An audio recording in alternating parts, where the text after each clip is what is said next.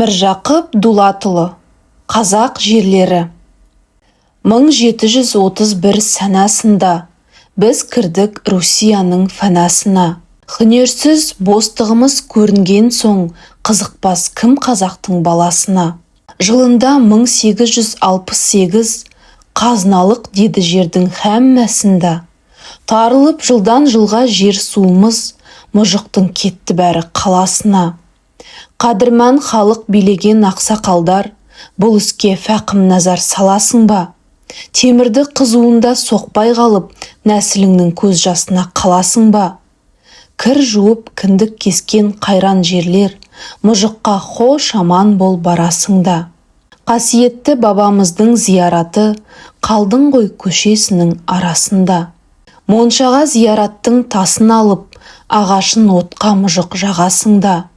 Табалмай бір барғанда еш белгісін, көзден жас көлдей болып ағасыңда. Шалқар көл, аққан бұлақ жайлы қоныс, орман тоғай кетті ғой ағашыңда. Ойласам мұның бәрін хияли боп, хафадан ішім оттай жанасыңда. Әуелде жерімізбен кіріп едік, тұрмақта ғаділдіктің саясында.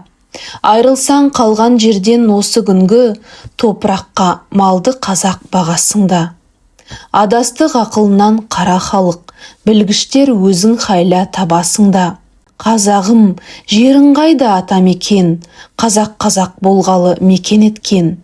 Қазірде бәріңізді қуып шығып, орныңа қала салып хахол жеткен. Шығарған жер өлшеуге землемерлер, қала үшін кеткен бізден жақсы жерлер. Тәтті шөп, тұщы судың бәрі сонда, табатын бұған хайла қайда ерлер. Зеңгір тау, аққан бұлақ, шалқар көлдер, кетті ғой бетегелі биік белдер. Қысқарып жер кеткен соң өрісіміз, қалды ғой жатақ болып қайран елдер. Ащы су бізге қалды шөл далалар, жақсы жер қалдырмады егін салар. Қалайша тау мен тасқа бағалады, қоралы ғой қосты жылқы байларда бар. Мінекей келді мұжық көшкен бұлттай, қазақтың қояр емес жерін құртпай. Келді де егін салып байып кетті, жалқау ма бұлар тәңір-ай біздің жұрттай. Көрдің ғой бұл уақытта тарылғанын, алынбас илтифатқа жалынғанын. 15-тен кісі басы десятина, жер берсе сонда қазақ нешік халің.